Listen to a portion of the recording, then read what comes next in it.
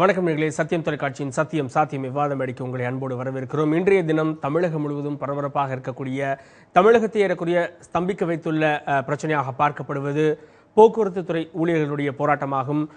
இன்றைய தினம் அறிவிக்கப்பட்டிருந்த போராட்டமானது ஒரு தினம் முன்பாக நேற்று தொடங்கப்பட்டது. எதிர்பாராத இந்த போராட்டத்தால் உடனடியாக மக்கள் எல்லாம் பாதிக்கப்பட்டார்கள். தற்போது இதற்கான மாற்று ஏற்பாடுகள் செய்யப்பட்டுள்ளதாக அரசு தரப்பில் தெரிவிக்கப்பட்டுள்ளது. உண்மையில் போக்குவரத்து தொழிலாளர்களுடைய கோரிக்கைகள் என்பது என்ன? அவர்கள் சரியான கால அவகாசம் கொடுத்து இந்த வேலை நிறுத்தத்தை நடத்துகிறார்களா?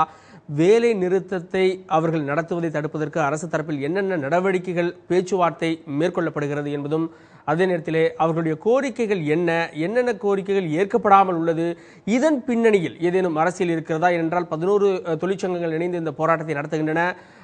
அண்ணா தொழிற்சங்கத்தை தவிர்த்து அப்படி பார்க்கின்ற போது இதை அரசியலாக பார்க்க வேண்டியிருக்கிறதா என்பது உள்ளிட்ட பல்வேறு விதமான கேள்விகள் இருக்கிறது. என்ன இருந்தாலும் இந்த 2 தினங்களில் மக்கள் மிகப்பெரிய அளவில் பாதிக்கப்பட்டிருக்கிறார்கள் தமிழகத்தில் என்பதை உணர முடிகிறது. அது குறித்து தான் இன்று நம்முடைய விவாத மேடையில் விவாதிக்க இருக்கிறோம். இன்று நம்முடைய 3 பேர் இணைந்திருக்கிறார்கள். ஒருவர் ஆவடி அந்தரிதாஸ், மாநில செயலாளர் மதிமுக தொழிற்சங்கம். ஐயா வணக்கம். அதே போல ரவிக்குமார், அதிமுக வழக்கறிஞர் இணைந்திருக்கிறார். ஐயா வணக்கம். அதுபோல கருமலையான், மாநில துணை பொதுச் செயலாளர், CITU தொழிற்சங்கம். சார் என்னுடைய முதல் கேள்வி நான் ஆவடி அந்தரிதாஸ் மூலமாக தொடங்கலாம்னு நினைக்கிறேன். இந்த போராட்டம் அப்படின்றது ஒரு 5-6 மாதமாக புரிஞ்சுட்டு இருக்கக்கூடிய ஒரு போராட்டம் அப்படின்றத பார்க்க முடியுது.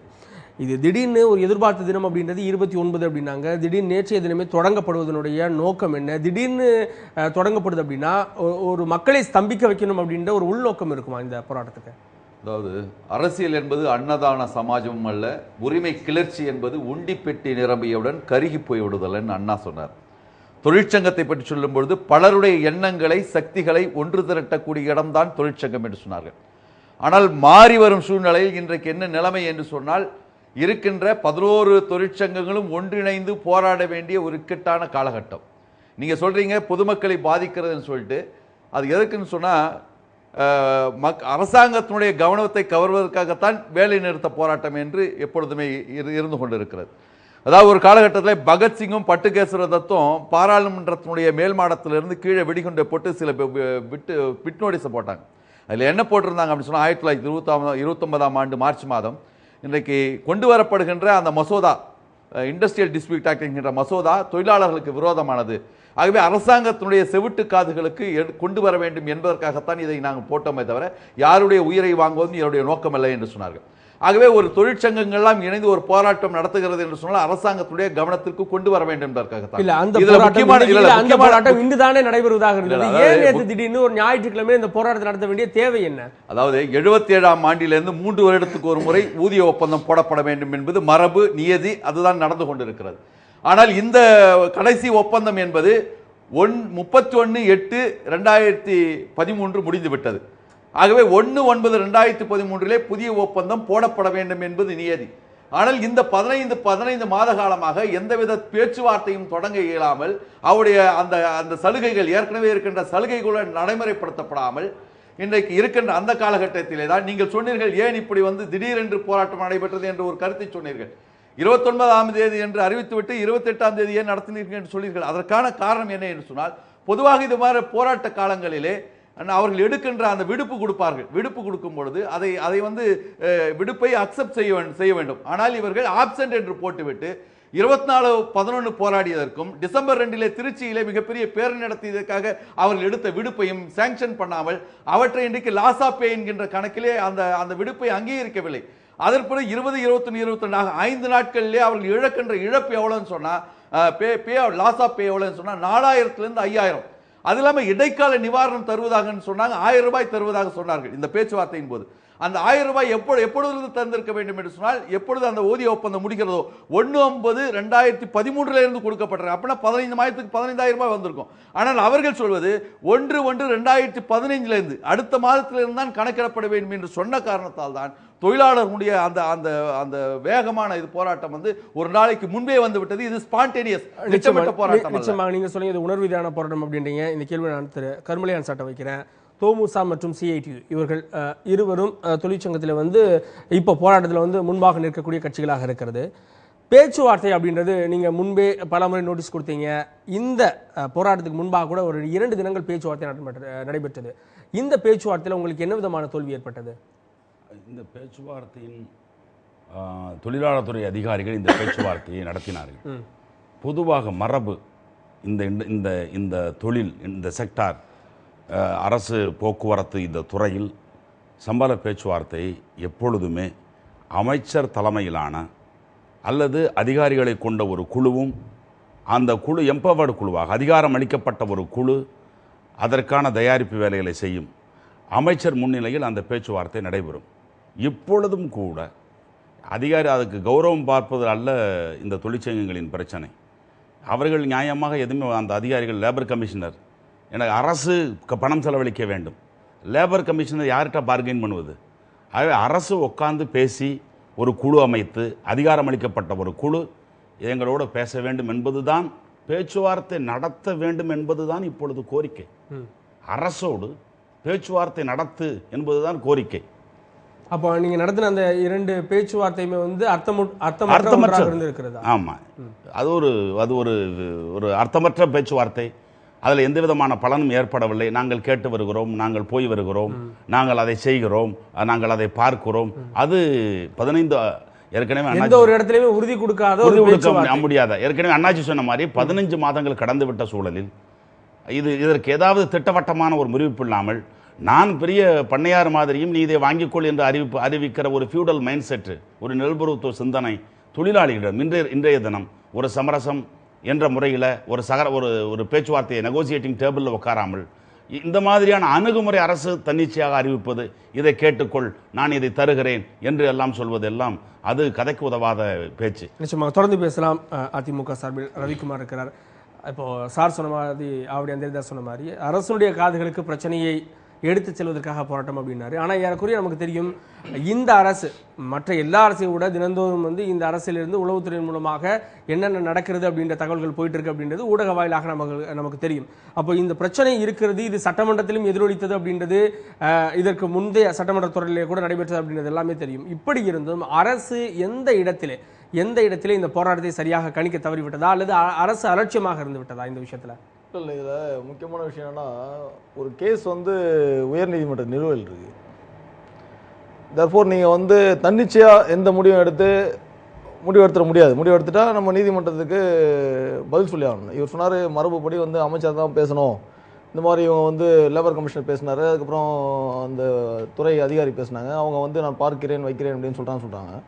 பட் யாரிடம் பேச வேண்டும்? இவங்க சொல்கிறாங்க இது மாதிரி தான் பேசணும், ஃபியூடல் மைண்ட் இருக்கக்கூடாது, ஒரு ஓப்பன் மைண்ட் இருக்கணும், நெகோசியேஷன் இருக்கணும், நாங்கள் இது பண்ணலாம் அது பண்ணலாம் அப்படின்னு சொல்கிறார். கரெக்டு தான். பட் இது வந்து நீதிமன்றத்தின் பார்வை இல்லாமல் இருக்கின்ற பட்சத்தில் அவர் சொல்கிறதெல்லாம் ஏற்றுக்கலாம், அதை நெகோஷியேட் பண்ணலாம். பட் நீதிமன்றத்தில் ஒரு கைட்லைன் கொடுக்குறாங்க, யார்கிட்ட பேசணும். இப்போ வந்து ஒரு நிறைய தொழிற்சங்கங்கள் வளர்ந்து பல்வேறு என்கிட்ட பேசணும், உங்கள்கிட்ட பேசணும், அவர் ஒத்துக்க மாட்டார், இவர் ஒத்துக்க மாட்டார் அப்படின்னு சொல்லிட்டு பல்வேறான கருத்துக்கள் வரக்கூடாதுன்றதுனால தான் ஒரு கன்சென்சஸ், எந்த தொழிற்சங்கத்தில் அதிகமான தேர்தல் நடத்தி வாக்குகள் அதிகமாக வாங்குகின்றதோ, எல்லாரையும் உள்ளடக்கிய, இந்த தொழிலாளர்கள் உள்ளடக்கிய பல்வேறு சங்கங்களில் ஒட்டுமொத்தமாக தேர்தல் வைத்து எந்த சங்கம் அதிகமாக வாக்கு வாங்குகிறதோ அந்த சங்கத்திடம் நேரடியாக பேச்சுவார்த்தை நடத்த வேண்டும். 3 ஆண்டுகளுக்கு ஒரு முறை மரபுப்படி அதை அமைக்க வேண்டும் சொல்லியிருக்காங்க. அப்படி பண்ணும்போது 2013 அந்தரிதாஸ் சொன்ன மாதிரி கரெக்டாக அந்த 2013 வந்துச்சு. இப்போ யார்கிட்ட பேசுறது? அப்துல்லாடி தலைமையில் ஒரு பக்காவாக ஒரு எலெக்ஷன். நான் இந்த ஒரு கேள்வி கேட்க விரும்புகிறேன். 2010 நடந்த தேர்தலில் தோமுசா வெற்றி பெற்றது அப்படின்றது எல்லாருக்குமே தெரியும். இப்போ அதிமுக தலைமையிலான அரசு இருக்கிறது. தோமுசாவினுடைய ஒரு கோரிக்கை அப்படின்றது நீங்க சொல்லக்கூடியது, இப்போ உச்சநீதிமன்றத்தில் இருக்கக்கூடிய வழக்கு நான் சொல்ல வரேன், அந்த வழக்கில் தோமுசாவை மட்டும் அழைத்து பேசணும் அப்படின்ற மாதிரியான ஒரு விஷயத்தை நீங்க முன்வைக்கிறீங்க. ஆனா அவங்க என்ன சொல்றாங்க, தோமுசா உள்ளிட்ட கட்சியினர் யாரை வேணா அழைச்சு பேசுங்க அப்படின்ற மாதிரியான ஒரு நிலைப்பாடை சொல்றாங்க. அப்போ இது அதிமுக அரசு இவங்க வந்து திமுக சார்புடைய தொழிலாளர்கள் அப்படின்ற ரீதியில அவர்களை பார்க்கிறதா, ஒருதலை பட்சமாக செயல்படுகிறது. நீதிமன்ற உத்தரவு வந்து இந்த கட்சி சார்ந்ததா இந்த கட்சி சார்ந்ததா இல்ல, எந்த தொழிற்சங்கத்திற்கு அதிகமாக வாக்குகள் பெற தகுதி இருக்கிறதோ, தகுதியே இல்லாத வெறும் 18,000 உறுப்பினர்களை மட்டும் வைத்துக் கொண்டு அவரிடம் பேசுவதா நிலுவையில் இருக்கு. ஆகையால் நம்ம வந்து நீதிமன்ற தீர்ப்பை நிச்சயமாக நாங்கள் வந்து வணங்குவோம். நீங்கள் உங்களுடைய குறையீடுகளை எங்களிடம் பேசிக் கொண்டிருக்கிறீர்கள், அதே போல் நீதிமன்றத்தில் உங்களுக்கு பேச எந்த விதமான வழக்கு என்பது வந்து நேற்றைக்கு போட்ட வழக்கு இல்ல. தோமுசா வந்து ஏற்கனவே வந்து போட்ட 2010 போட்ட வழக்கு.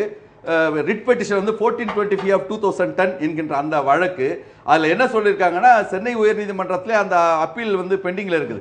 அதில் மெஜாரிட்டி யார் வருகிறார்களோ அவர்களை அங்கீகாரமாக சங்கமாக மதித்து அவர்கள் மூலமாக பேச்சுவார்த்தை அழைக்கலாம்ன்றதுதான் அவர்கள் மூலமாகவா இல்ல அவர்களை மட்டுமே வைத்து பேச்சுவார்த்தை அப்படின்றதெல்லாம் ஒரு திருத்தம். அதுல ஒரே ஒரு மன்னிக்கணும். இந்த வழக்கு இருக்கிறது, அப்பீல் சென்றிருக்கிறார்கள். ஏற்கனவே வழக்கு முடிந்து அரசு ஜியோ வெளியிட்டிருக்கிறது. சோல் பார்கெனிங் ஏஜென்ட், இதில் கூட்டுப்பேர முழு உரிமை பெற்றது LPF என அரசு உத்தரவு இருக்கிறது. அந்த கோர்ட்டின் தீர்ப்பின் அடிப்படையில் நடந்த ரகசிய வாக்கெடுப்பின் அடிப்படையில் இதை ATP அண்ணாதிய தொழிற்சங்கத்தின் பிரேயர் கோர்ட்டில் என்னவென்றால், எங்களையும் அழைத்து பேசு என்பதுதான். இப்பொழுது எல்லோருமே இப்ப இவர்கள் அரசாங்கத்திடம் கொடுத்திருப்பது, அவர்களையும் ATP நண்பர்களையும் கூப்பிடுங்கள், அனைத்து நண்பர்களையும் கூப்பிடுங்கள் என்று அரசாங்கத்திற்கு இப்பொழுது கொடுத்திருக்கிறோம். இந்த பேச்சுவார்த்தை நடத்தி அரசு அனைவரையும் இணைத்து ஒரு ஒப்பந்தம் போடுவதற்கு எனக்கு தெரிஞ்ச இருவரும் வழக்கறிஞர், எனக்கு தெரிஞ்ச நீதி பரிபாலன ஏற்பாடுகளில் எந்த தடையும் இல்லை. நாங்கள் இப்படி பேசிக்கொண்டோம். இல்ல நீங்க சொல்ல ஒரு வழக்கு இருக்கு, நீங்க அந்த வழக்கை யார் வாபஸ் வாங்கினா, ஏன்னா அரசு தரப்புல தான் சொல்லப்படுது, அந்த வழக்கை யார் வாபஸ் வாங்கினா இந்த பேச்சுவார்த்தை சுமூகமா நடைபெறும் நினைக்கிறீங்க? அந்த வழக்கு இந்த பேச்சுவார்த்தைக்கு குந்தகமான ஒன்று அல்ல, தடையான ஒன்று அல்ல. நீங்கள் பேசி அரசு ஒரு கூட்டுப்பேர ஒரு ஏற்பாடு பண்ணி ஒரு ஒப்பந்தம் போட்டு அந்த ஒப்பந்தத்தை நாங்கள் அனைவரும் ATP, MLF, CIT எல்லோரும் நாங்கள் இப்படி ஒரு முடிவுக்கு வந்திருக்கிறோம் என்று நீதிமன்றத்துக்கு செல்ல முடியும். அதாவது உச்ச நீதிமன்றத்தினுடைய வழக்கு வந்து அதுக்கு பிறகு வந்து உயர்நீதிமன்றத்தினுடைய நீதிபதி அப்துல் ஹாதி அவருடைய மேற்பார்வையில் தான் இந்த தேர்தல் நடக்கிறது. அவர்கள் தான் அங்கீகரிக்கப்பட்ட LPF தான் அங்கீகரிக்கப்பட்ட தொழிற்சங்கம். ஆனால் அவர்களே 4/12/2010 இந்த டிசம்பர் மாதம் 4ஆம் தேதி கொடுக்கும் பொழுது LPF எல்லா தொழிற்சங்கங்களையும் அழைத்து எங்களையும் MLF உள்ளிட்ட எங்களை மறுமலர்ச்சி தொழிலாளர் முன்னேற்ற சங்கத்தையும் அழைத்து நாம் எல்லோரும் கூட்டாக கொடுப்போம் என்று 11 சங்கங்கள் தான் டிமாண்ட்ஸ் வைத்தார்கள். கோரிக்கைகளை எல்லோரும் சேர்ந்து தான் வைத்தோம். இதுல என்ன இந்த மாறுபட்ட கருத்து இருக்க முடியும்? அப்ப எல்லோரும் சேர்ந்து வைத்து பேச வேண்டியது தானே. அப்படி என்று சொன்னா அப்படி செய்ய வேண்டியிருக்கோம்னா எப்ப அந்த அக்ரிமெண்ட் காலாவதி ஆகுதோ 1/9/2013 சொல்லி இருக்கணும்ல. இப்பொழுது கடைசியாக 15 மாதங்களுக்கு பிறகு இப்பொழுது சொல்வது என்பது உள்நோக்கம் கொண்டது. அது இல்லாம SLP-ல இவங்க போட்டவங்களுடைய பிரேயர் என்னன்னு சொன்னா, நம்முடைய வழக்கறிஞர்கள் சொன்னார்கள், பிரேயர் என்னன்னு சொன்னா எங்களையும் பார்ட்டியாக சேர்க்க, உங்களையும் பார்ட்டியாக சேர்த்து அழைக்கிறோம். 11 தொழிற்சங்கங்கள் சேர்ந்து தான் கோரிக்கை விடுத்திருக்குது. இதுல ஏன்னு சொன்ன மாதிரி ஈகோ பிரச்சனை வந்து விட்டது. இதில் நாங்கள் முடித்தால் LPF மாத்திரம் பேர் வந்து விடுமா? அவர்களே சொல்கிறார்கள், அங்கீகாரம் பெற்ற தொழிற்சங்கமே சொல்கிறது, எல்லோரும் வாருங்கள், நாம் எல்லாம் சேர்ந்து நாம் நெகோசியேட் பண்ணுவோம். இது கலெக்டிவ் பார்கெனிங் என்ற அடிப்படையில் தான் போக வேண்டும். ஆகவே நீங்கள் சொன்ன மாதிரி இது வந்து ஒரு ஈகோ பிரச்சனையில போய் கொண்டிருக்கிறது. இல்ல ரவிக்குமார் சார், இதுல ஒரே விஷயம் பார்க்க வேண்டியிருக்கு. அண்ணா தொழிற்சங்கம் மட்டும் இந்த போராட்டத்தில் கலந்துக்கல அப்படின்னு சொல்லிட்டு அண்ணா தொழிற்சங்கத்தினோட சேர்ந்த சின்னசாமி அவர்கள் அறிவித்தாங்க. இன்னொரு விஷயம் சொன்னாரு, 92,000 தொழிலாளர்கள் இருக்காங்க அண்ணா தொழிற்சங்கத்தில் அப்படின்னாரு. ஆனா புள்ளி விவரம் அப்படின்றது 1,43,000 தொழிலாளர்கள்ல 92,000 பேர் அப்படின்னு அவர் சொல்றது அப்படின்றது ஏற்றுக்கொள்ளபடியான ஒரு புள்ளி விவரமா இல்லை. அப்புறம் இன்னைக்கு நடந்துட்டு இருக்கக்கூடிய, நேற்று ஒரு ஸ்தம்பிப்புக்கு அப்புறம் இன்னைக்கு நடந்துட்டு இருக்கக்கூடிய இந்த போக்குவரத்து ஓரளவு நகர்ப்புறங்களில் சீரமைஞ்சிருக்கிறது. இப்போ உங்களுக்கும் சேர்த்து தானே, அண்ணா தொழிற்சங்கத்துக்கும் சேர்த்து தானே அவங்க வந்து போராடிட்டு இருக்காங்க. அதுல வந்து என்ன தடங்கள் இருக்கும்? ஏன் வந்து ஒரு யுனைட்டி இல்லை? அதாவது ஒன்று போராட்டத்துக்கு வருவதற்கும் சரி, வேலைக்கு வருவதற்கும் சரி, ஏன் ஒரு யுனைட்டி இல்லாத ஒரு நிலைமை காணலாம்? அது நியாயமான காரணங்களாக தான் நிச்சயமாக வேண்டி இருக்கும். நியாயம் என்ன இருக்குன்றத பேச்சுவார்த்தை மூலமா தான் முடிக்கணுன்றது. இது பட் அப்ப அண்ணா தொழிற்சங்கத்தை சேர்ந்தவர்களுக்கு புள்ளி விவரங்கள் வந்து எனக்கு ஒருவேளை சந்தேகமா இருக்குன்னு சொல்றாங்க. ஆனா நீங்க அதன் அடிப்படையில் இதுதான் சரியான புள்ளி விவரம் நீங்க சொல்ல. நீங்க வந்து 92,000 பேர் அவர் இருக்கான்னு சொல்றாங்க, ஒட்டு மொத்தமா 1,43,000 பேர் இருக்கான்னு சொல்றீங்க. ஆனா அது வந்து சரியாக தெரியுதா இல்லையா அப்படின்னு ஒரு பொதுவாக சொல்றீங்க தவிர இதுதான் சரியான ஒரு கணக்கு அப்படின்னு நீங்க சொல்ல, அது மற்றவங்களும் சொல்ல. ரெண்டாவது, நீங்க வந்து சுப்ரீம் கோர்ட்ல வந்து ஏற்கனவே ஃபுட் கார்பரேஷன் ஆஃப் இந்தியாவில் இந்த மாதிரி தான் நீங்க பேச்சுவார்த்தை நடத்தணும். நீங்க வந்து புட்ரிசல் போல நிறைய சங்கங்களை உருவாக்கி 4 பேருக்கு ஒரு சங்கம், 3 பேருக்கு ஒரு சங்கம் சொல்லிட்டு ஒரு 86 சங்கத்தை வச்சுன்னு வச்சுங்களேன். தேர் வில் பி ஒரு கான்ட்ராவர்சியான ஒரு பல்வேறு இவங்க சொன்னா கலெக்டிவ் பார்கெனிங். கலெக்டிவ்ன்றது வந்து ஒரு அந்த சுப்ரீம் கோர்ட்டில் வந்து கலெக்டிவ் பார்கெனிங் பண்ணலாம், இதை நீங்கள் பண்ணிக்கலாம், இதை பேசிக்கலாம்னு சொல்லல. நீங்கள் வந்து சிங்கிளாக நீங்கள் யார் வந்து தேர்தலில் அதிகபட்ச வாக்குகள் பெறுகின்றாரோ அப்துல் ஹாடி தலைமையில் நடந்திருக்கு. 3 ஆண்டுகள் நம்ம ஃபாலோ பண்ணியிருக்கோம். இதுக்கப்புறம் நீங்கள் வந்து சொல்லுங்கள், இல்லைன்னா இந்த 3 ஆண்டு 2013 முடிஞ்சதா சார் அந்திரிதாஸ் சார் சொன்னார். ஆனால் அதுக்கப்புறம் நீங்கள் ஃபர்தர் நீங்கள் கோர்ட்டுக்கு போய்க்கலாம். நீங்கள் தானே அப்பீல் சுப்ரீம் கோர்ட் போனீங்க, கவர்மெண்ட் போலையா? கவர்மெண்ட் வந்து எல்லாத்துக்கும் எல்லா தொழிலாளர்களும் இவர் வந்து அண்ணா தொழிற்சங்கம், இவர் வந்து தோமுசா, இவர் அப்படிலாம் கிடையாது. எல்லா தொழிலாளர்களுக்கும் அரசு என்பது பொதுவானது. எல்லாருடைய நலவாழ்வில் அது மக்களின் முதல்வர் வழிகாட்டின் பேரில் நடக்கின்ற இந்த அரசு வந்து அனைத்து தொழிலாளிகளுக்கும் நல்லதே செய்ய வேண்டும் என்ற எண்ணத்தில் தான் இயங்கிக் கொண்டிருக்கிறது. இதில் வந்து ஒரு மாறுபட்ட கருத்து, இவருக்கு வந்து போனால் இவருக்கு செய்யக்கூடாது, இந்த சங்கத்தை செய்யக்கூடாது அப்படிலாம் கிடையாது. செஞ்சால் எல்லாருக்குமே அது வந்து அதிகபட்சமாக இருக்கக்கூடிய சின்னசாமி சொன்ன மாதிரி 92,000 பேர் இருக்கக்கூடிய இவர்களுக்கும் அது பயன்கள் தான் தரும். இவர்கள் மட்டும் தனியாக பயனை அளிக்க முடியாது. அனைவருக்கும், அனைத்து தொழிலாளர்களும் நலம் பெற வேண்டும் என்பதுதான் இந்த கட்சியின் நோக்கம். அதனால அதுல மாறுபட்டு கருத்துல இருக்க முடியும். இவர் வந்து ஒரு ஒப்பந்தம் முறையா போடாதனால 1/9/2013 என்ன பிரச்சனை அப்படின்னு சொன்னா டிஏ தரல. 1/7/2014 இருந்து டிஏ தரணும். டியர்னஸ் அலவன்ஸுக்கு ஹைகோர்ட்ல ஒரு டெஃபினிஷன் கொடுத்திருந்தாங்க.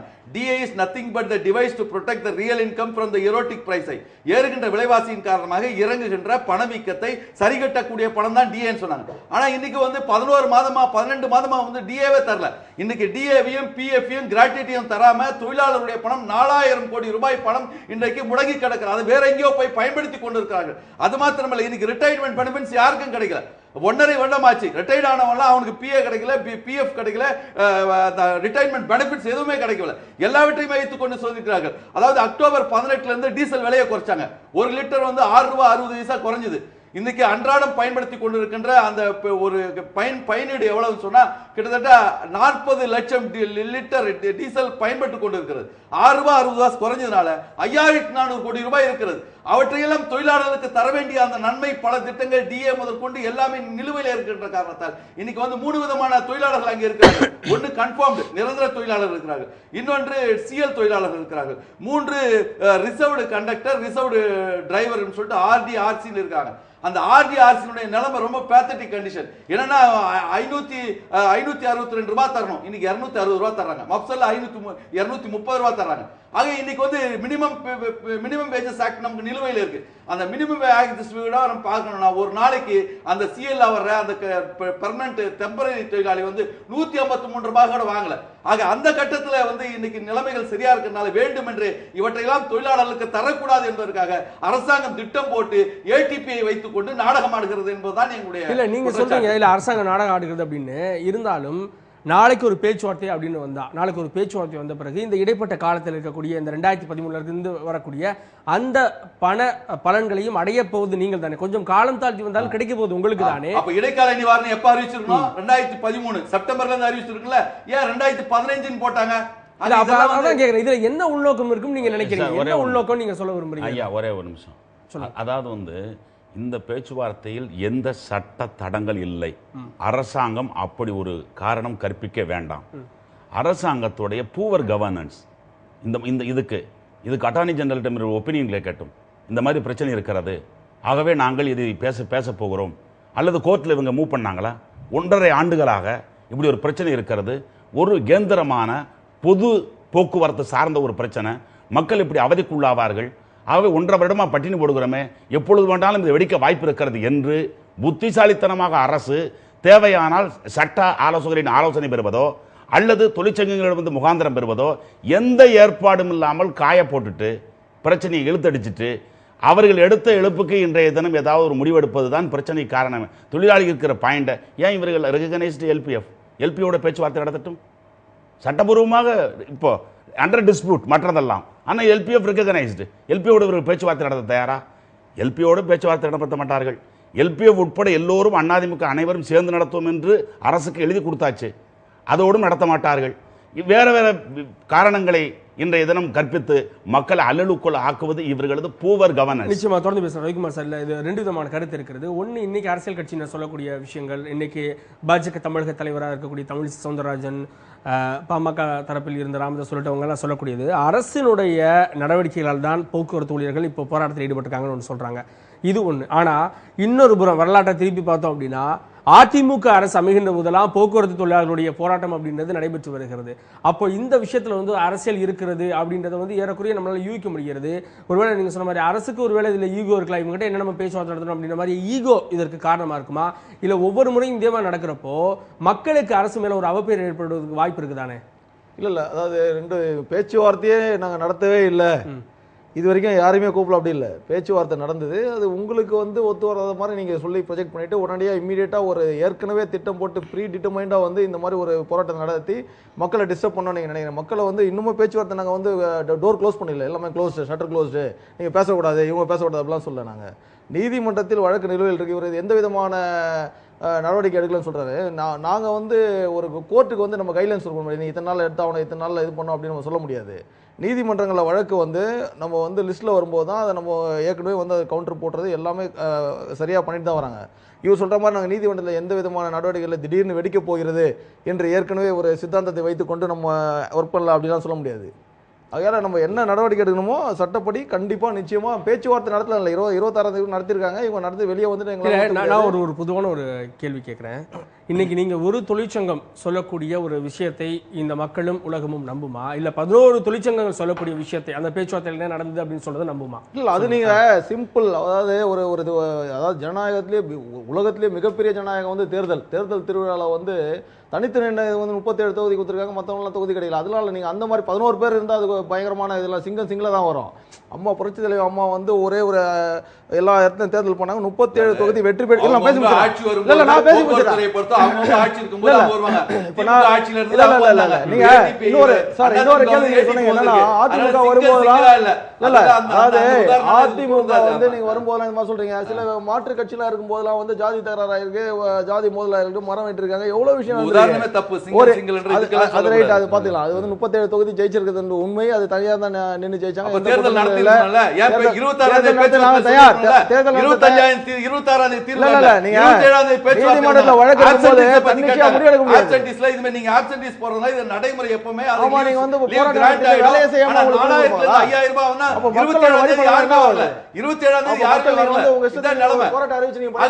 போராட்டத்தை இன்னைக்கு திணித்திருக்கிறார்கள்.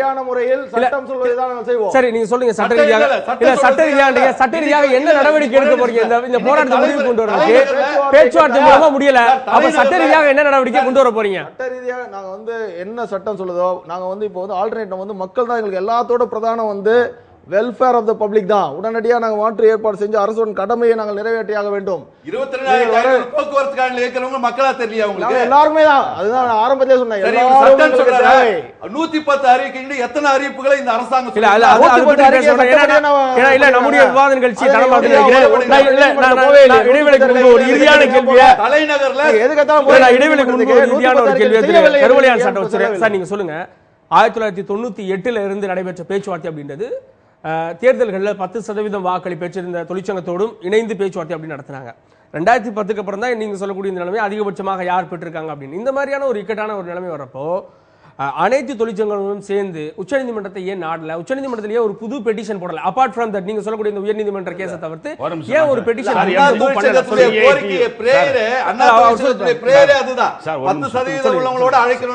சிஐடி உட்பட நாங்களும் ரிவிஷன் பெட்டிஷன் போட்டிருக்கிறோம். இந்த மாதிரி எஃப்சிஐ அந்த ஜட்ஜ்மெண்ட்டு இன்னமும் ஒரு ஈக்யூட்டபிள் ஜஸ்டிஸ் அதில் இல்லை. எல்லோரும் இப்போ பல என்டிசியில் நேஷனல் டெக்ஸ்டைல் கார்பரேஷனில் வேறு சில இப்போ பிஎஸ்என்எல்ல ஒரு குறிப்பிட்ட சதம் 10, 15, 20 சதம் உள்ள என்ற முறையில் வைடஸ்ட் பெரிய சாத்தியமான அளவுக்கான பிரதிநிதித்துவம் அளிக்கப்பட்டு ஒரு வாதம் ஒரு இந்த மாதிரியான கூட்டுப்பேர உரிமை நிலைநிறுத்தப்பட வேண்டும் என நாங்கள் கோரிக்கை வைத்திருக்கிறோம். இப்போ ஏடிபி உட்பட அப்படி தான் கோரிக்கை வைத்திருக்கிறது. எல்லா சங்கங்களுடைய வேண்டுகோள் அதுதான். இது எல்லா அமைப்பு ஆகவே இந்த லீகல் ப்ராசஸ் அந்த மறுபரிசீலனை மனு அது நடக்கட்டும்.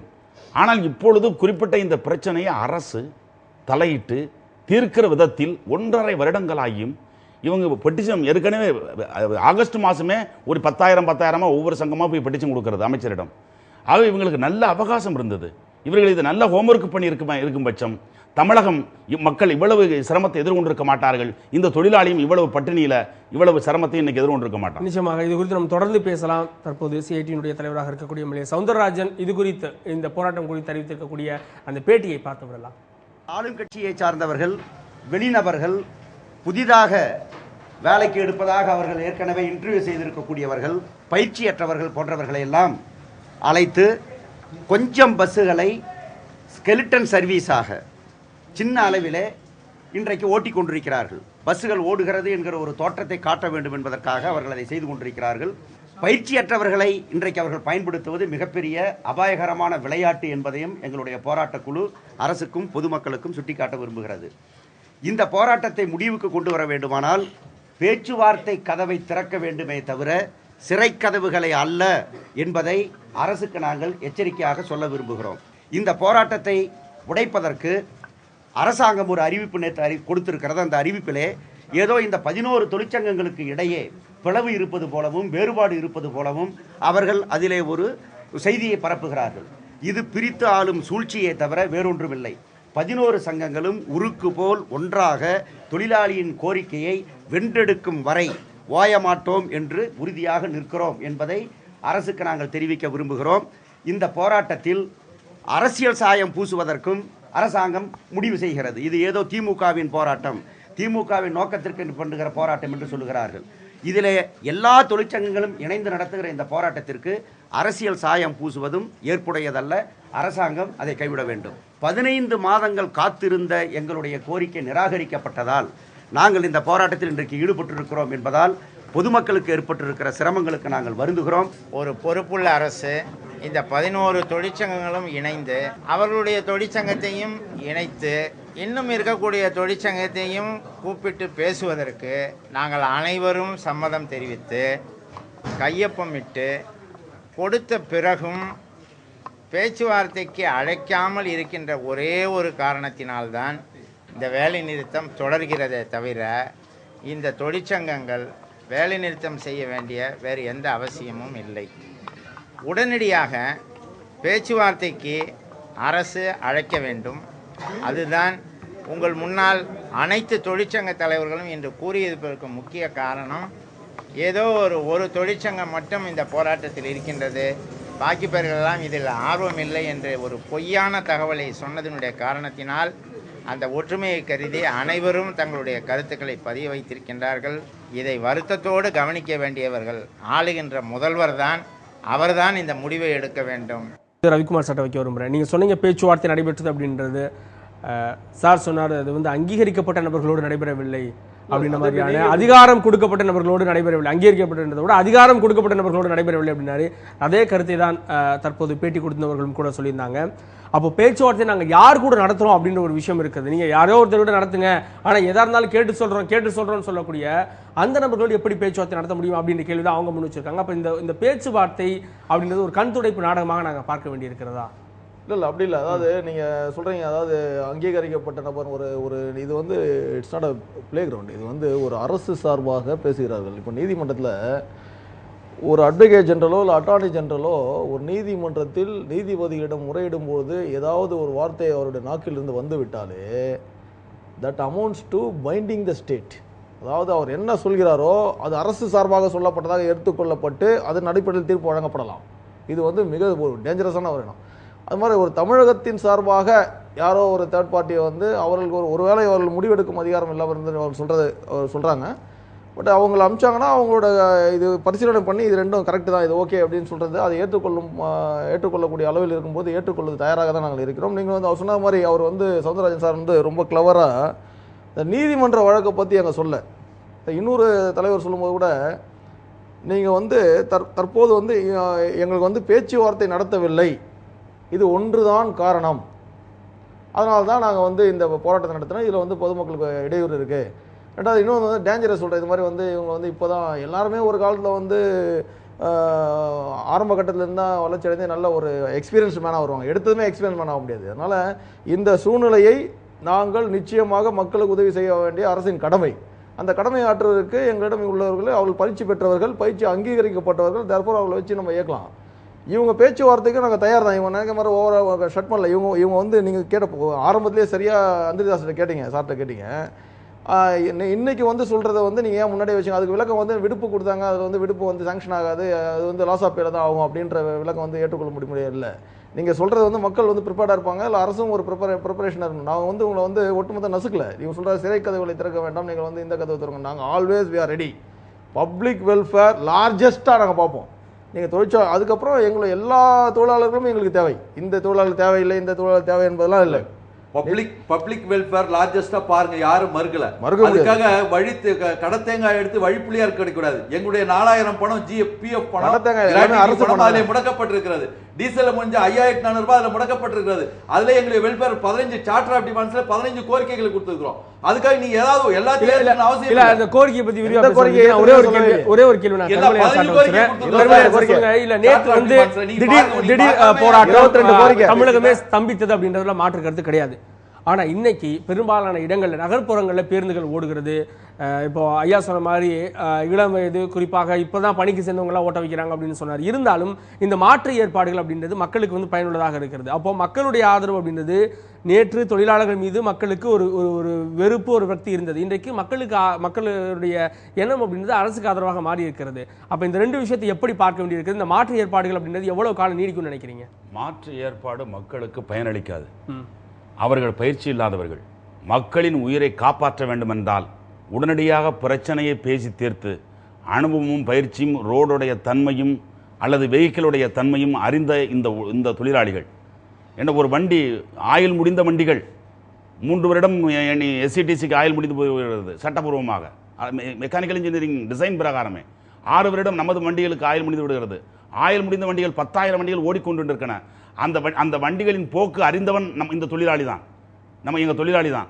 அவன் ஓட்டினால்தான் மக்களின் உயிருக்கு பாதுகாப்பு அளிக்க முடியும். மாறாக யாராவது வழியில் வருகிற வரைகளை உடைக்க வேண்டும் என்ற வெட்டி வீராப்புக்கு அரசு முயற்சிக்கும் பட்சம் மக்களை காப்பாற்ற முடியாது. பிரச்சனையை பேசி தீர்ப்பதன் மூலமாகத்தான் உடனடியாக மக்களுக்கு சேவை செய்ய முடியும். சார் சொன்னதை வச்சு ஒரு சின்ன கருத்து, அதாவது போக்குவரத்து பணியாளர்கள் மாத்திரம் பாதுகாப்பு இல்லை, பேருந்துகள் சரியான நிலைமையில இல்லை. அன்றாடம் போக்குவரத்து பேருந்துகள் வந்து 91 லட்சம் கிலோமீட்டர் பயணிக்கிறது. இன்னும் சொல்ல வேண்டும் என்று சொன்னால் 2,10,10,2,10,00,000 பயணிகளை ஏற்றிச் செல்கிறது.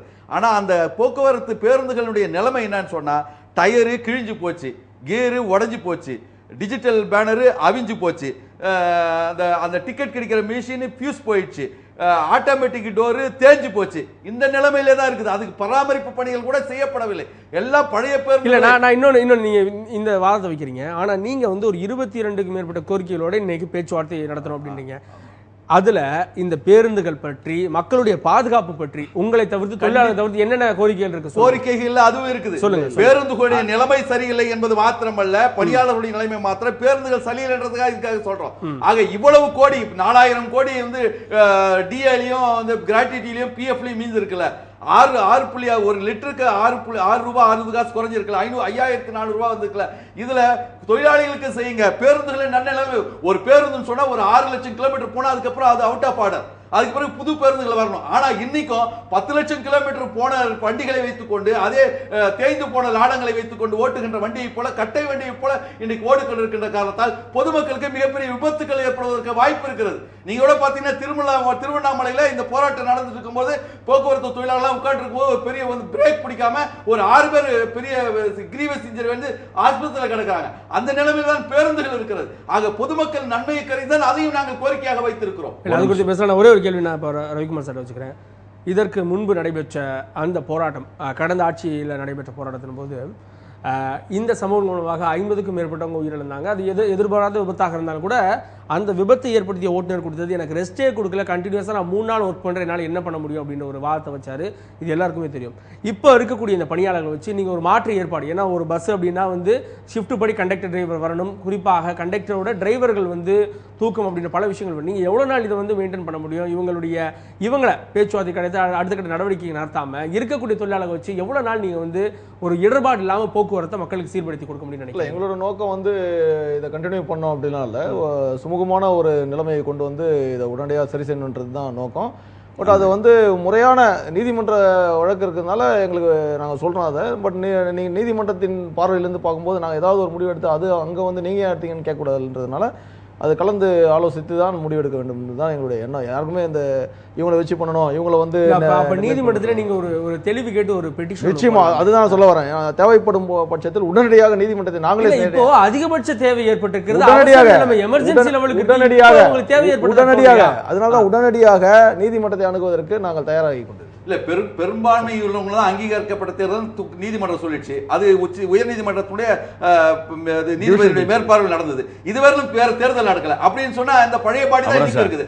அந்த பழைய பாடி எல்பிஎஃப் தோமஸ் என்ன சொல்றா 11 தொழிற்சங்க அழைத்து ஏடிபியும் வாங்கன்னு சொல்றாங்க. இவங்க வந்த பிரச்சனை முடிஞ்சு போச்சு. இவர்கள் வேண்டும் என்றே திட்டமிட்டு புறக்கணித்து இந்த தேர்தல் நடத்த தயாராக சிக்கலாக்க வேண்டும் என்பது இல்ல இல்ல இல்ல அந்த மாதிரி நோக்கமே இல்லை. எம்எல்எஃப் அண்ணாச்சி அவர் வக்கீல் அண்ணாச்சி சொன்ன மாதிரி இந்த சம்பளம் ஊதிய ஒப்பந்தம் அது பேசணும்.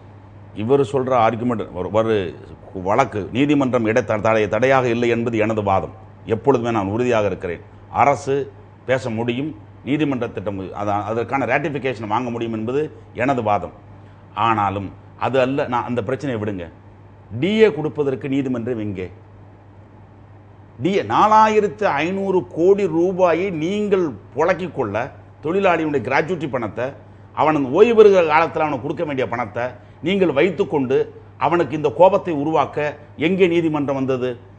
230 ரூபாய் சம்பளம் கொடுக்க எங்கே நீதிமன்றம் வந்தது? 40,000 பேரை அர்த்த கூலி தினக்கூலிகளாக நீ வைத்திருக்க எங்கே நீதிமன்றம் வந்தது? நான் கேட்க விரும்புகிறேன், ஊதியம் என்ற பிரச்சனைக்கு அப்கோர்ஸ் நான் இவர்கள் சொன்ன இந்த சட்ட வியாக்கியானத்தை நான் ஏற்றுக்கொள்ளவில்லை. இருந்தாலும் இதர பிரச்சனைகள் குறித்து இவர்கள் பேச தயாரா? அவனது கவலையை அட்ரஸ் பண்ண இவர்கள் இப்பொழுது சர்க்கார் தயாரா? ஊதிய பிரச்சனை மட்டும் இல்லாம தொடர்ச்சியாக இது சம்பந்தப்பட்ட பிரச்சனைகள் பேச வேண்டி இருக்கிறது அப்படின்னு நீங்க சொல்றீங்க. தொடர்ந்து பேசலாம். நம்முடைய அண்ணா தொழிற்சங்கத்தை சேர்ந்த சின்னசாமி எம்எல்ஏ அவர் தரப்பு கருத்துக்களை தெரிவிக்கிறார். அந்த பேட்டியை பார்த்து விடலாம். போக்குவரத்து கழகங்கள் வரலாற்றில் ஒரு ஒப்பந்தம் முடிந்து திமுக ஆட்சியிலையும் ஒப்பந்தம் முடிந்து 10 மாதம் 12 மாதங்கள் இருந்திருக்கிறது. ஆனால் இடைக்கால நிவாரணம் கொடுத்தது கிடையாது. ஆனால் மாண்புமிகு கழகத்தின் நிரந்தர பொதுச் செயலாளர் தமிழக மக்கள் முதல்வர் புரட்சித் தலைவர் அம்மா அவருடைய கவனத்திற்கு கொண்டு சென்ற காரணத்தினால இன்றைக்கு 1,35,000 தொழிலாளர்களுக்கு இடைக்கால நிவாரணமாக 1000 ரூபாய் வழங்கப்பட்டிருக்கிறது. 3 ஆண்டுக்கு ஒரு முறை சம்பள பேச்சுவார்த்தை, அதாவது செட்டில்மெண்ட் பேச்சுவார்த்தை நடந்தாலும் கூட இதுவரையிலும் 1200 ரூபாய்க்கு மேலே சம்பள உயர்வு கொடுத்தது கிடையாது. ஆனால் இடைக்கால நிவாரணமே இன்றைக்கு 1000 ரூபாய் வழங்கப்பட்டிருக்கிறது. எத்தனை மாதம் செட்டில்மெண்ட்டிலிருந்து காலதாமதம் ஆகுதோ அதற்கு நிச்சயமாக இந்த தொகையும் வழங்குவதாக அரசு சொல்லி இருக்கிறது. ஆகவே இன்றைக்கு புரட்சித் தலைவர் அம்மாவினுடைய வழிகாட்டுதலில் நடக்கக்கூடிய இந்த அரசு நிச்சயமாக தொழிலாளர்களுக்கு பாதகமாக இன்றைக்கும் செல்லாது, தொழிலாளிகள் பக்கம்தான் நிற்கும். இன்றைக்கு இந்த 11 சங்கங்களும் சேர்ந்து கொண்டு அவர்களுக்கு அரசியலில் வேறு ஒன்றுமே கிடையாது. இதை வைத்து அரசியலாக்குவதற்கு, அரசியல் ஆதாயம் தேடுவதற்கு இன்றைக்கு முயற்சிக்கிறார்கள். ஆனால் தமிழக அரசை பொறுத்தளவில் இந்த வழக்கு நிலுவையில் இருப்பதுதான் பேச்சுவார்த்தைக்கு அழைக்க முடியாத ஒரு சூழ்நிலை இருக்கிறது. அவர்களை வழக்கு வாபஸ் பெற்றால் நாளைக்கே தமிழக அரசு அனைத்து தொழிற்சங்களை அழைத்து பேச்சுவார்த்தை நடத்துவதற்கு தயாராக இருக்கிறது என்பதை நான் தெரிவித்துக் கொள்கிறேன். அண்ணா தொழிற்சங்கத்தினுடைய தலைவராக இருக்கக்கூடிய சின்னசாமி எம்எல்ஏ தெரிவித்த அந்த கருத்துக்களை பார்த்தோம். இந்த கேள்வியை நான் கருமலையான் சட்ட வைக்கிறேன். இன்னைக்கு நீங்கள் தொழிற்சங்கம் அப்படின்ற ரீதியில் நீங்கள் இணைந்திருக்கக்கூடிய இந்த 11 பேராக பார்க்குறீங்க. ஆனால் வேறொரு பார்வை இருக்கிறது. ஒவ்வொரு தொழிற்சங்கமும் ஒவ்வொரு அரசியல் கட்சியினுடைய ஒரு பிரிவாக, ஒரு பேரவையாக இருக்கிறது அப்படின்னு. ஆனால் இன்னைக்கு இருக்கக்கூடிய அரசியல் சூழ்நிலையில் அதிமுக அப்படின்ற அந்த கட்சியை தவிர்த்து விட்டு பார்க்கின்ற போது மற்ற அனைவரும் இன்னைக்கு இந்த 11 தொழிற்சங்கமாக இருக்கக்கூடிய எல்லாருமே ஏதாவது ஒரு வகையில் அரசியல் ஆதாயம் தேடக்கூடிய அல்லது ஒரு வகையில் கூட்டணி அமைக்கக்கூடிய ஒரு கட்சிகளாக தான் இருக்கிறது அப்படின்றத பார்க்க வேண்டியிருக்கிறது. அப்போ அரசுக்கு ஒரு அழுத்தத்தை, ஒரு நிர்பந்தத்தை ஏற்படுத்த வேண்டும் அப்படின்றதுக்காக இவர்கள் ஏன் போராடக்கூடாது அப்படின்னு நாங்கள் யோசிக்கக்கூடாது? தயவு செய்து மக்கள் அப்படி ஒரு கருத்துக்கு வரக்கூடாது என அருள் கூர்ந்து நான் கேட்டுக்கொள்ள விரும்புகிறேன். அரசியல் மனமாச்சரியம் இல்லை என்பதுதான். கம்யூனிஸ்டுகளுக்கும் திமுகவிற்கும் இப்போ கூட்டு கிடையாது. பாமகவுக்கும் கம்யூனிஸ்டுகளுக்கும் ஒன்றும் கூட்டு கிடையாது. ஆனா இவங்க எல்லாருமே அதிமுகவுக்கு எதிராக செயல்படக்கூடிய மன்னிக்க வேண்டும். அதிமுக தொழிலாளி எங்கள் கூட இப்பொழுது அலைந்து கொண்டிருக்கிறான். டிப்போக்களிலே இந்த போராட்டத்திலே அதிமுக அட்டையை, அம்மா படம் போட்ட அட்டையை காமித்து இந்த போர்க்களத்திலே, போக்குவரத்து தொழிலாளியின் போர்க்களத்திலே அதிமுக தொழிலாளி எங்கள் கூட இருக்கிறான். போராட்டம் அனைத்து தொழிலாளிகளும் ஒன்றிணைந்து அவன் வர்க்கம் என்ற முறையிலே, தொழிலாளி என்ற முறையிலே அரசிடம் மன்றாடி கொண்டிருக்கிறான். இல்ல, பேச்சுவார்த்தை உடன்பாடு வந்தால் ஏடிபி தோழர்களும் சேர்ந்துதான் அதுல ஆதாயம் அடைய போகிறார். நான் என்ன சொன்ன, தோழர் சின்னசாமி அவர்கள் சொன்னார், ஏடிபி தொழிற்சங்கத்துடைய தலைவர் செப்டம்பர் இடைக்கால நிவாரணம் சொல்லியிருந்தா செப்டம்பர் 2013 இருந்து கொடுத்துருக்கணும். 15 மாதம் ஏன் கொடுக்கல? 15 மாதம் அப்ப செந்தில் பாலாஜியுடைய அக்கௌண்ட்டுக்கு போயிடுச்சா? ஏன் கொடுக்கல? அப்பட்டு இருந்து நிலுவையில் இருக்குது. இந்த ஊதிய ஒப்பந்தம் செப்டம்பர் 2013 இருந்து நிலுவையில் இருக்குது. நான் என்ன சொல்றேன்னு சொன்னா, இன்னைக்கு ஓய்வு அதாவது ரிட்டையர்டான எம்ப்ளாயிஸ் இன்றைக்கு 1.5 வருடமாக ஓய்வூதியமே வாங்கல. அது மிகப்பெரிய பிளண்டர் இல்லையா? இமாலயன் பிளண்டர் இல்லையா? இமாலய மடத்தனம் அது. 13 வருடமாக 15 மாத காலமாக இன்றைக்கு ஓய்வூதியமே பரவாயில்லை. இப்போ நியூ பென்ஷன் ஸ்கீம் 2001-4-2003 இருந்து நியூ பென்ஷன் ஸ்கீம்ன்றாங்க. நியூ பென்ஷன் ஸ்கீம்னா நோ பென்ஷன் ஸ்கீம்னு அர்த்தம். ஏன்னா பிஎஃப் பிடித்தம் செய்யறதில்ல. பிஎஃப் பிடித்தம் செய்தாதான் ஓய்வு அடைந்த காலத்தில் ஓய்வூதியம் வரும். அந்த ஓய்வூதியமே கிடையாது. அதற்காக அதுவும் ஒரு கோரிக்கை. நீங்க சொல்லக்கூடிய எல்லா விஷயங்களுமே ஊடகங்களுடைய காதுகளுக்கும் தமிழக அரசுடைய காதுகளுக்கும் எட்டி இருக்கிறது. நீங்க சொன்ன மாதிரி நீதிமன்றம் வரை எட்டி இருக்கிறது. ஒரே ஒரு விஷயம் இருக்கிறது, அரசாங்கத்தில் எல்லாருமே அரசாங்கத்தில் பணியாற்றக்கூடியவங்கள அவசர கால பணியாளர்கள் அப்படின்னு ஒரு சிலர் இருக்காங்க. எந்த ஒரு சூழ்நிலையிலும் சனி ஞாயிறு விடுமுறை தினம் எந்த ஒரு தினத்திலையும் வேலை பார்க்கக்கூடியவங்க அப்படின்றவங்க அந்த வகையில் தான் போக்குவரத்து தொழிலாளர்கள் இருக்காங்க. நீங்கள் இன்னைக்கு 1,43,000 பேரில் நீங்கள் இன்னைக்கு போராட்டம் அப்படின்னு அறிவிச்சு போகிறப்போ 2,15,00,000 மக்கள் பாதிக்கப்படுறாங்க. அப்போ ஒட்டுமொத்தமாக மக்களுடைய எதிர்ப்பை நீங்க இன்னைக்கு சம்பாதிச்சிருக்கீங்க அப்படின்றத ஏற்றுக்கொள்ள முடியுதா? அந்த மக்களுக்கு நீங்க என்ன பதில் சொல்ல போறீங்க? அதாவது அரசினுடைய அலட்சிய போக்கு தான் காரணம். 13 வருடமாக ஒப்பந்தமே பேசாமல் ஒருவேளை நீதிமன்ற தீர்ப்பு வந்து அப்ப பெட்டிஷன் ஃபைல் பண்ணியிருக்கணும்ல. ஏதாவது ஒன்று ஏற்கனவே எல்பிஎஃப் இருந்தது, இன்றைக்கு வந்து அண்ணா தொழிற்சங்கம் ஏடிபி தொழிற்சங்கம் அதிகமா இருக்குதுன்னா கோர்ட்ல இருந்து அன்னைக்கு வாங்காம இன்னைக்கு இப்போ போறோம் அப்படின்னு சொல்லிட்டு இருக்காங்க. அப்படின்னா அவங்களுக்கு இந்த பிரச்சனையை தீர்ப்பதிலே வந்து எந்த விதமான அக்கறையும் கிடையாது. இது வந்து காமன் காசுக்காக எல்லாம் சேர்ந்திருக்கிறோம். இந்த அரசாங்கத்துக்கு நெருக்கடி கொடுக்க வேண்டும் என்பதற்காக ஒரு முனையிலே எல்லாரும் ஒன்றுபட்ட சக்தியாக இருந்து இந்த தொழிலாளருடைய நியாயமான கோரிக்கைகளை வென்றெடுக்க வேண்டும் என்பதற்காக சேர்ந்திருக்கோம். இதுல எந்த அரசியல் மாற்றமும் கிடையாது. நீங்க எனக்கு பதில் சொல்ல வேணாம், நீங்க மக்களுக்கு. ஏன்னா வந்து நேற்றைய தினமும் சரி இன்றைய தினமும் பாதிக்கப்பட்டிருக்கக்கூடியது மக்கள் தான். ஏன்னா வெளியூர் பயணங்களே மேற்கொள்ள முடியல. இன்னைக்கு அது மழைக்காலமா இருக்கிறது, மக்கள் முடங்கி கிடக்குறாங்க. அப்போ மக்களுக்கு பதில் சொல்ல வேண்டிய பொறுப்பு 27 பேச்சுவார்த்தைக்கு வந்தாங்களே, இது சம்பந்தமா கோரிக்கைகள் சொன்னாங்களே, நாங்க அரசாங்கத்தை கேட்டுட்டு அடுத்த நாள் 28 வரேன்னு சொன்னாங்களே, அடுத்த 8 அதிகாரிகள் யாருமே வரவில்லை என்று சொன்னால் அவர்களுக்கு இந்த பிரச்சனை தீர்ப்பதில் அக்கறை இருக்கிறதா இல்லையா என்பதை நீங்களே முடிவு செய்து கொள்ளுங்கள். ஒரு நிமிஷம் சொல்லுங்க. பொதுமக்களுக்கு எனது அன்பான வேண்டுகோள், கடந்த 15 மாதங்களாக இவ்வளவு ஒரு கேந்திரமான பொது போக்குவரத்து பாதித்து மக்களுக்கு சிரமம் வந்துவிடக்கூடாது என்ற நல்லெண்ணத்தில் தொழிலாளிகள் பலகட்டமாக ஒரு ஆர்ப்பாட்டம், ஊர்வலம், உண்ணாவிரதம், டிப்போ லெவலில், கழக மட்டத்தில், மாநில மட்டத்தில் என்று பல மட்டங்களில் அரசின் காதுகளுக்கு இவை எடுத்துச் செல்ல பல வடிவங்களிலே இவர்கள் போராடி விட்டார்கள். ஆகவே அரசாங்கம் ஸ்ட்ரைக் நோட்டீஸும் சட்டபூர்வமான நோட்டீஸும் கொடுக்கப்பட்டது. அரசாங்கம் இந்த துறையின் பொதுத்தன்மை கருதி, மக்களின் நலன் கருதி காலத்தே செயலாற்றாமல் அவர்கள் இருந்துவிட்டு இப்பொழுது மக்களது நலன் மீது சவாரி செய்வது, மக்களையும் ஏமாற்றுவது, மக்கள் வெளிப்போடு போராடுகிற தொழிலாளிகளுக்கு ஆதரவளிக்க வேண்டுமாய் கேட்டுக்கொள்கிறேன். அதாவது ஒரே ஒரு கேள்வி ரவிக்குமார் சார் கேட்டுக்கிறேன். ரவிக்குமார் சார், நீங்க சொல்லுங்க. ஒரு சில இடங்களில் இன்னைக்கு பேருந்துகள் வரப்போ கேட்க முடிகிறது, நீங்க போராட்டத்தில் கலந்துக்கலையா அப்படின்னு ஒரு கேள்வி வைக்கிறப்போ எங்க சார்பாக நிறைய பேர் கலந்துருக்காங்க, நான் ரிட்டையர்ட் ஆக போறேன், எனக்கு பென்ஷன் பணம் வேணும், அதனால நான் போராட்டத்துக்கு போல அப்படின்ற அந்த ஒரு வார்த்தையும் கேட்க முடிகிறது. அப்படி பார்க்குறப்போ புதிதாக வேலைக்கு சேர்ந்தவங்க, ரிட்டையர்ட் ஆகக்கூடியவங்க, இப்பேற்பட்டவங்களை வச்சு ஒரு நிர்பந்தத்தை ஏற்படுத்தி தான் பேருந்துகளை இயக்க வைக்கிறாங்க அப்படின்ற ஒரு குற்றச்சாட்டையும் கூட மற்றவர்கள் வைக்கிறாங்க. இதை நீங்க எப்படி பார்க்குறீங்க? இல்லை, நீங்கள் ஒரு நடுவில் பேசும்போது சொன்னீங்க எசென்ஷியல்னு சில இதெல்லாம் இருக்குது. இப்போ இபி, போலீஸு இவங்கெல்லாம் ஸ்ட்ரைக் பண்ணிட்டாங்கன்னு வச்சுங்களேன், நாடே சம்பிச்சிடும். அது மாதிரி இதெல்லாம் வந்து இந்த transport is very very essential. அதில் வந்து நீங்கள் மக்கள் மேலே வந்து நீங்கள் வந்து கோச்சிக்காதீங்க, நாங்கள் வந்து எங்களோட 1,43,000 பேரோட கோரிக்கைக்காக ஒட்டுமொத்த தமிழ்நாடு மக்களை நாங்கள் வந்து வஞ்சிப்போம், அதனால் நீங்கள் கொஞ்சம் தயவுசெய்து கொஞ்சம் இது பண்ணிக்கோங்க அப்படிலாம் சொல்கிறது வந்து எந்த விதத்துலையும் ஏற்றுக்க முடியாது. ரெண்டாவது வந்து இது பேச்சுவார்த்தை நடத்தும்போது இந்த இவ்வளோ பெரிய ஊடகத்தில் நடத்தும் போதே சார் வந்து ஒரு சர்காஸ்டிக் கமெண்ட் அடிச்சார், செந்தில் பாலாஜி போய் பாக்கிட்டு போதாது. இது மாதிரிலாம் வந்து அநாகரிகமான வார்த்தைகள் வந்து நாங்கள் உண்மையாக கண்டிக்கிறோம். அது வந்து எந்த விதமான ஆதாரம் மாற்றுது, அதாவது எதை வேணா பேசிடலாம் அப்படின்னு நம்ம நினைக்கக்கூடாது. புரியுதுங்களா? எல்லாத்துக்கும் ரெஸ்ட்ரிக்ஷன் இருக்குது. அது மாதிரி நீங்கள் வந்து இவ்வளோ சொல்கிறீங்களே, ஒரே ஒரு சிம்பிள் இஷ்யூ, நீங்கள் போய்ட்டு கோர்ட்டில் கேஸை வித்ட்ரா பண்ணிட்டு with liberty to file a fresh if at all necessary அப்படின்ட்டு, தேவைப்பட்டால் நாங்கள் மீண்டும் எங்களுக்கு சரியாக வரவில்லை என்றால் நீதிமன்றத்தை அணுகுவதற்கு எந்த தடையும் இல்லை. ஏன் ஒரு சிம்பிள் இஷ்யூ தானே, ஒரே ஒரு அட்வான்ஸ் ஹியரிங் போட்டு வித்ட்ரா பண்ணிட்டு வந்து நேராக பேச்சுவார்த்தையில் இறங்க வேண்டியது தானே. இதுதான் எங்களுக்கு பிரச்சனை. நாங்கள் சொல்கிறோம், ஓப்பன் அடிக்கிறோம், எல்லா மக்களுக்கும் தெரியுது நீதிமன்றத்தில் ஒரு வழக்கு இருக்குது என்பது உண்மை. ஆகையால் நீங்கள் அதை வந்து வித்ட்ரா பண்ணுங்க நம்ம சொல்கிறோம். வித்ட்ரா பண்ணிட்டு வந்து பேச்சுவார்த்தை நடத்தலாம், மறுபடியும் போகிறது எந்த தடங்க. சிம்பிள் இஷ்யூ விட்டு நாங்கள் 11 பேரை சேரணும், அரசியல் மாற்றமே இல்லை, கூட்டணி இல்லை, நாங்கள் அரசுக்கு அழுத்தம் ஏற்படுத்த மாட்டோம், நாங்கள் சும்மா தான் பேசிக்கிறோம், 1,43,000 பேர் தான் உலகத்திலே பெரிய மக்களாக இருக்கிறது. அந்த மக்கள் இந்த போக்குவரத்து தொழிலாளர்களுடைய போராட்டத்தால் எப்படி பாதிக்கப்பட்டிருக்கிறார்கள் என்பது குறித்து மக்கள் தரப்பு கருத்துக்களை இப்போது பார்த்து விடலாம். தயவுசெய்து ஏற்றுக்கலாம். என்னங்க இது, வேலைக்கு போனால் தான் குழப்பம் இருக்குது, வேலை இல்லாத சூழ்நிலை, எங்களுக்கு பஸ்ஸு கிடைக்கல, ஆட்டோவுக்கு 150 கொடுத்து எங்களால் போக முடியாது. ஏன்னா 150 ரூபாய் எங்களுக்கு ஒரு நாளைக்கு கூலி. அப்போ நாங்கள் ஆட்டோக்காரருக்கு கொடுத்துட்டா அப்படின்னா வருமானம் எங்களுக்கு ரொம்ப கஷ்டம்தான் எங்களுக்கு. மழை காலத்தில் பொதுமக்கள் அவதிப்படுகின்ற சூழ்நிலையில் இந்த தொழிற்சங்கம் இப்படிப்பட்ட போராட்டம் அறிவித்திருப்பது பொதுமக்களுடைய பெரிய வருத்தத்தை ஏற்படுத்தி தரும் என்பதை சொல்லிக்கொள்கிறேன். இப்போ காலையில் அந்த மாதிரி தான் பஸ்ஸே வரல, ரொம்ப நேரமாக பஸ் வரல, ரொம்ப லேட் ஆச்சு, எங்களுக்கு வேலைக்கு போகிறதுக்கு லேட் ஆகுது, ரொம்ப கஷ்டமாக இருக்குது. இப்போ பாருங்கள், இவ்வளோ நேரம் நின்றுட்டு இருக்கோம், இவ்வளோ நேரத்துக்கு பஸ் வரல. எங்களுக்கு 4:30 மணிக்கு பஸ் வர வேண்டியது, இது வரைக்கும் இன்னமும் பஸ் வரல. எங்களுக்கு பஸ் வரதுக்கு ரொம்ப 2 நாளாக ரொம்ப கஷ்டப்படுறோம் நாங்கள். பஸ்ஸுக்கு ரொம்ப நாள் எடுக்கிறோம், 2 பஸ்ஸுக்கு கிடையாது, ரொம்ப சிரமமான விஷயம். மார்னிங்லேயும் சரி ஈவினிங்லையும் சரி வீக்கெண்ட் சைடில் பஸ் கிடையாது, ரொம்ப சிரமம். அப்படி பஸ்ஸு வந்தாலும் சிக்னல் நடந்த போய் நிப்பாட்டவும் இங்கே நிப்பாட்ட மாட்டுறாங்க. மழை டைம்ஸில் இன்னும் கஷ்டம். அரை ஹவர் நின்றுட்டு இருந்தோம் காலையில் 1 ஹவர் வரைக்கும். இப்போது அரை ஹவராக நிற்கிறோம்.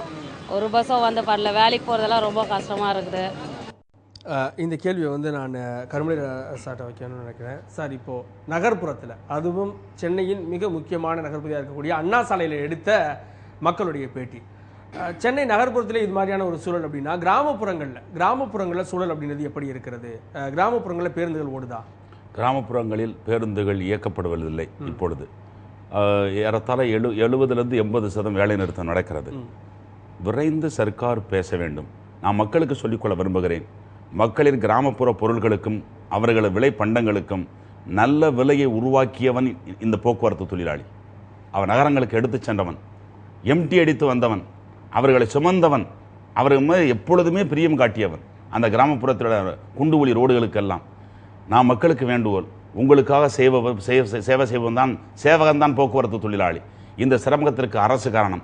நாமும் அரசை நிர்பந்திப்போம், நீங்களும் நிர்பந்தியுங்கள். சீக்கிரம் முடிவுக்கு வருவோம்.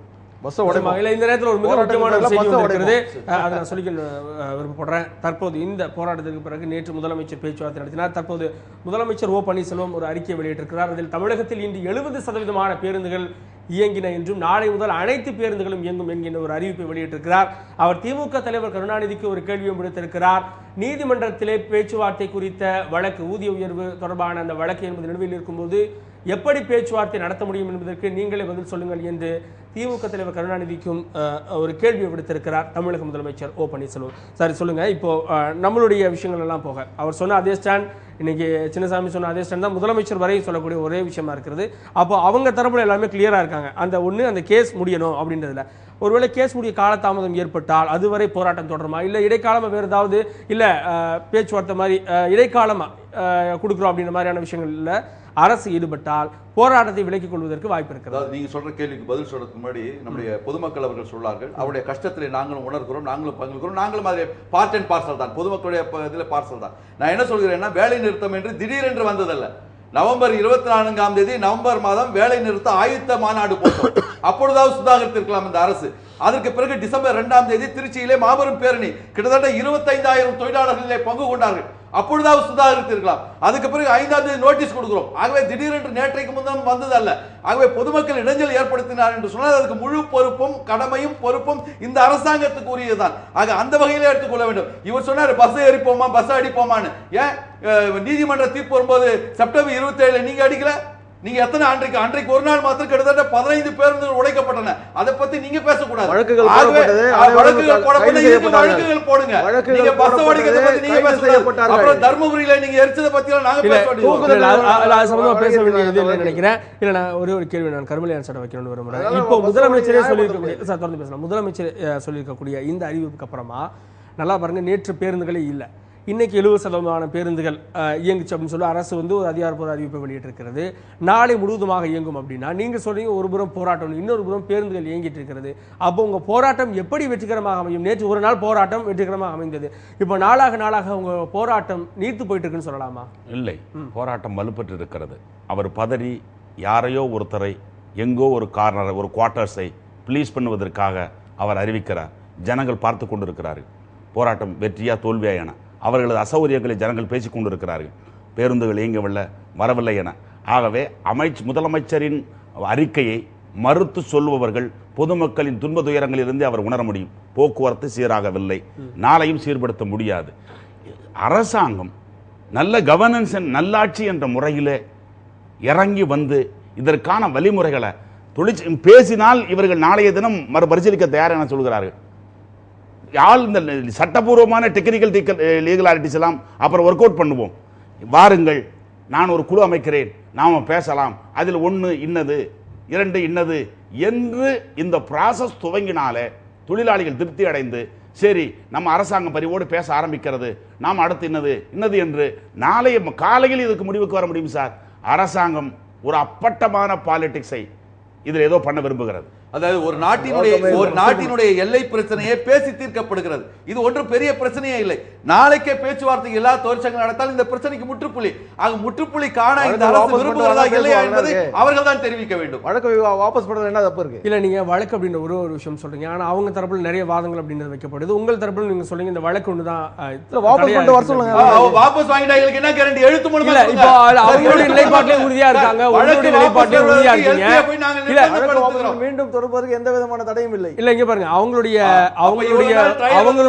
தீர்ப்பு அவங்களுடைய வாதத்திலே உறுதியா இருக்காங்க, உங்களுடைய வாதத்திலே உறுதியா இருக்கீங்க. அப்ப பாதிக்கப்படக்கூடியது அப்பாவி பொதுமக்கள். இப்ப இன்னைக்கு நீங்க சொல்லுங்க இன்னைக்கு பேருந்துகள் ஓடுது, தொடர்ச்சியா ஓடுமா அப்படின்றது கேள்விக்குறி. இன்னைக்கு அவர் சொன்ன மாதிரி இன்னைக்கு இது வந்து ஒரு தற்காலிக வெற்றி தான் அரசுக்கு. ஆனா வந்து தொடர்ந்து போராட்டம் அப்படிங்கிறது நடக்கும் அப்படின்றாரு. அப்ப ஏன் இப்படி வந்து அரசு ஒரு மாற்று ஏற்பாடு பண்றது மாதிரி மக்களை ஏமாற்றுறது? சேர்ந்து 11 இதா வந்து ஒட்டுமொத்தமா வந்து ஒரு அரசுக்கு அழுத்தம் ஏற்படுத்தி இதன் மூலம் அரசியல் ஆதாயம் தேர நினைக்கிறார்களே தவிர மக்களின் நலனில் சிறிது மக்கள் அரசுக்கு முழு அக்கறை மக்களின் மீது மட்டும்தான். அதே நேரத்தில் 1,43,000 தொழிலாளர்களும் நாங்கள் நிச்சயமாக நல்லது செய்யதான் நினைத்துக் கொண்டிருக்கிறோம். நீங்க எதிர்க்கட்சியா இருக்கும்போது பேப்பர்ல ஒரு பேருந்து போக்குவரத்து தொழிலாளர்களை அரசுக்கு இணையான ஊழியர்களாக்குவோம், அவர்களுக்கு நிகரான ஊதியத்தை தருவோம்னு எதிர்க்கட்சியா இருக்கும்போது அவங்களுடைய அதிகாரப்பூர்வமான ஏட்டில வந்தது. இன்னைக்கு பண்ணீங்களா? ஆக இன்னைக்கு எல்லாம் அரசியலாகத்தான் அவர்கள் செய்து சட்ட வியாக்கியானத்திற்கு எல்லா சங்கங்களும் இணைந்து எல்லோரையும் அழைத்து பேசுங்கள் என்று நான் கொடுத்ததே இவர்களது சட்ட ஞானத்தில் அதுவே கோர்ட்டுக்கு சென்றால் கோர்ட்டு தடையே கிடையாது சார். ஏன்னா காரணம் இந்த சம்பந்தப்பட்ட பார்ட்டி ஏற்கனவே கலெக்டிவ் பார்கெனிங் ஆக அதில் சோல் பார்கெனிங் ஏஜென்ட் என்று முடிவெடுக்கப்பட்ட எல்பிஎஃப் உட்பட சைன் பண்ணி எல்லோரும் பேசுவதற்கு நான் சம்பந்தம். இது ஏன் இப்படி செய்தீர்கள்? இவ்வளவு ஒரு லார்ஜஸ்ட் ஒரு டெமோக்ராட்டிக் எக்ஸசைஸை தமிழகத்தில் செய்தது தவறு என சுப்ரீம் கோர்ட் எங்களை கண்டிக்கும் என்று இவர்களது புதிய சட்ட வியாக்கியானங்கள் ஏற்புடையதாக நடைமுறையில் இருக்கிறது. நிச்சயமாக தற்போது நீங்களும் கூட உங்கள் தரப்பு கருத்துக்களை சொல்லியிருக்கிறீங்க. தற்போது நடைபெற்று வரக்கூடிய போக்குவரத்து தொழிலாளர்களுடைய போராட்டம் இரு தரப்பினுடைய இவர்களுடைய கோரிக்கைகள் குறித்து நாம் கேட்டவரை அரசு தரப்பில் நீதிமன்றத்தில் இருக்கக்கூடிய வழக்கை வாபஸ் பெற வேண்டும் அல்லது அந்த நீதிமன்றம் வழிகாட்டுதலின்படிதான் செயல்படுவோம் என்கின்ற ரீதியில் அந்த பேச்சுவார்த்தை என்பது நடைபெற்று வருகிறது. ஏனைய 11 தொழிற்சங்கங்களும் வழக்கு இதற்கு ஒரு தடையே அல்ல, உடனடியாக அனைத்து தொழிற்சங்கத்தையும் அழைத்து பேச வேண்டும் என்று இவர்கள் தரப்பில் இவர்கள் உறுதியாக இருக்கிறார்கள். ஏறக்குறைய 2 தரப்பும் அவர்கள் பிடியில் விடாப்பிடியாக இருக்கிறார்கள். இதற்கு நடுவில் போராட்டம் என்பது நடைபெறுகிறது. இதில் பாதிக்கப்பட்டுக் கொண்டிருக்கக்கூடிய மக்கள் தான். மாற்று ஏற்பாடாக அரசு பல்வேறு ஏற்பாடுகளை செய்து வந்தாலும் இது ஒரு நிரந்தர தீர்வாக இருக்காது என்பது அரசுக்கும் தெரியும், மக்களுக்கும் தெரியும். இந்த பிரச்சனை இப்படியே சென்று கொண்டதால் இன்றைய தினம் வரை பேச்சுவார்த்தைக்கு எந்த ஒரு அழைப்பும் இல்லை என்கின்ற ரீதியில் இந்த பிரச்சனை சென்று கொண்டிருக்கிறது. இந்த பிரச்சனை ஒரு நாளில் மேலும் பூதாகரமாக வெடிக்கக்கூடிய வாய்ப்புகள் தான் இன்று நம்முடைய அரங்கத்தில் வெளிப்பட்டன. அரங்கத்தில் வந்து உங்கள் தரப்பு கருத்துக்களை பகிர்ந்து கொண்ட உங்கள் மூவருக்கும் நன்றி. நீங்களை மீண்டும் அடுத்ததொரு சத்தியம் சாத்தியம் விவாத மேடையிலே சந்திப்போம். நன்றி, வணக்கம்.